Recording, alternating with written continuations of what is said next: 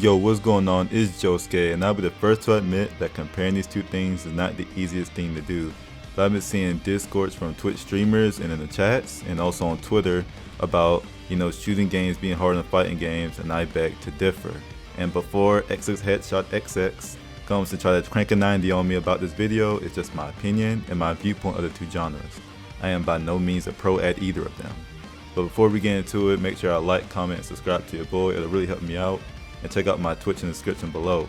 Quick note also, don't expect this to be an extremely detailed view, but just some of my thoughts. Leave your thoughts in the comments, I'm curious to see how y'all guys feel about it.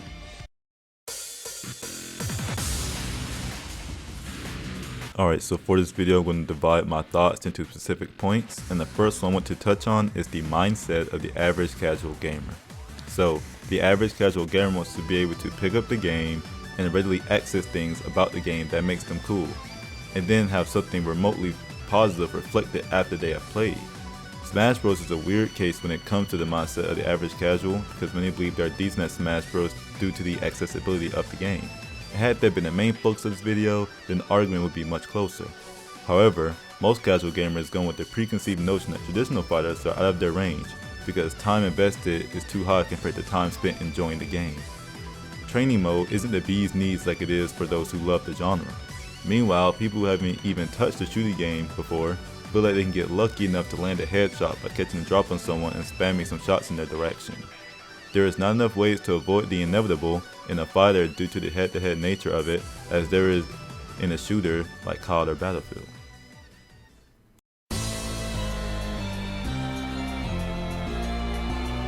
Okay, the next topic is about the average skill level of fighting game players comparatively to shooters and the nature of fighting games.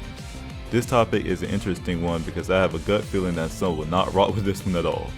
Now, I'm not saying that high or top level like CSGO professionals or Valorant people aren't comparable to skill to like top Street Fighter players or something like that. But if you were to pit a bronze weight Street Fighter player up against a gold rank player, that bronze player would more than likely not win at all. That's due to the nature of fighting games. With fighting games, there are motions, frame data, character-specific matchup data, and other factors that greatly affects the match. Not to say shooters don't have their nuances, but they're not presented in a head-to-head manner. There is no retreating and getting away or a lucky head kick that defeats the opponent instantly.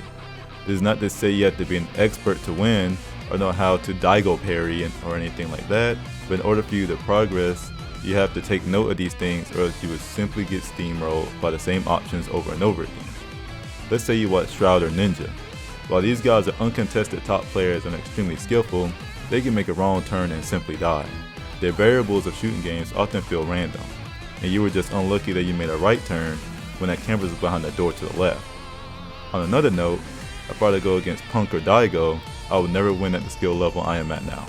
Wouldn't come close, because the variables in fighting games are all player controlled for the most part. So basically, in saying all this, I mean that your average fighting game player is much farther from those with honed skill than those of shooters.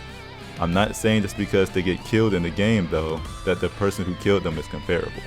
However, for the average fighting game player, you have to know all the things aforementioned like frame data and things like that, and that is just not easily presented to you. Whereas in a shooting game, what you need to do to improve can almost easily be equated to I need to aim better, I need to shoot better, because those things are readily present to you. You didn't have to go and research that out. It's like you missed your shots obviously, so you died. Whereas the game doesn't tell you that, oh yeah, you can't really do that move on block on this character because this character has a far-reaching normal and things like that. There's a lot of intricacies that deters players from wanting to really get into these games. It is much easier to understand the concept of recoil and precision because it is something so human. It's easy to tell if you hold down the trigger, your accuracy suffers.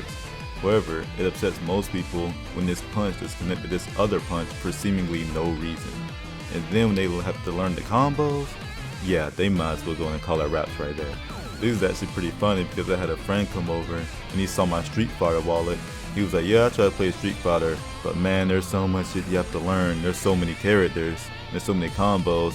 Yeah, nah, I'm good. It's too much for me, it's too much. A game that suffers the same kind of concept that it's kind of hard to learn that fighting games have is Fortnite.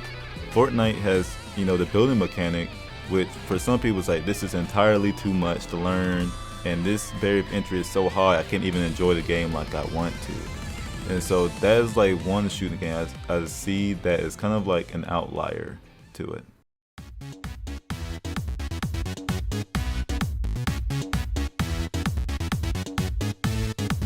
Okay, so next up is results. Now, as a human, you want to feel accomplished and feel like you are good at something. And I think shooters appeal to this better than fighters do. What do I mean by this? Well, people want to have fun and also have that bragging right that, hey, I just straight up 360 that one guy over there. And with shooters, that is much easier to achieve. In a shooter, there's a higher chance of gratification of killing someone because the factors that exist in the genre. That is enough positive reinforcement, I believe, to keep people playing to see if they can get lucky enough to land another, and so on and so forth. You die, you instantly come back, you repeat this addictive process. However, in a fighting game, you are getting your ass whooped. I mean, absolutely destroyed. And that is encouraged to then learn the game. But to the average gamer, it isn't fun, nor does it make them feel good. So many just fall off. The knowledge you need in a shooter is just less than a fighting game, in my opinion. The situation you have to be aware of any given time versus any character, and that affects the situations, is just so intricate I have a hard time believing a shooter tops that. If you have to get your ass whooped in some games, stunned for getting your ass whooped, watch a super or something, and end screen of your enemy character declaring victory, then you may get a rematch or that person leaves forever. It's a little more personal, and people in general would rather quit than have their ego challenged. Alright, so finally, what does this mean? I think these factors affect overall retention of fighters compared to shooters. However, developers have misunderstood this as fighting games are too hard, so let's strip them down mechanically, which does not help the issue because those same factors like frame data, etc. still exist and those players will still leave. Gratification will still take time, and a new form of game creation that fighting game developers have taken has impacted fighting game diehards and general enthusiasts. Marketing and things of the like help shooters a lot, and the topic matter is more recognizable, I guess, but that is an entire video in itself. The nature of fighting games pretty much ensures they will not be as huge as Call of Duty. I mean, can you imagine Blaze Blue or something being that huge? But if developers spend time on aspects of the game outside of gameplay like different modes and explore creatively, I believe it will help fighting games. But I'm no developer or creator, and it's just a thought from a random guy who just loves fighting games. Hey, so I'm recording this after the fact because I realized that I failed to acknowledge map knowledge and like corner peeking and things like that in shooting games that are very important. So please let me know in the comments how important you feel these are to a shooting game and how they compare to that of fighting game mechanics. So what do y'all think about this? Let me know in the comments.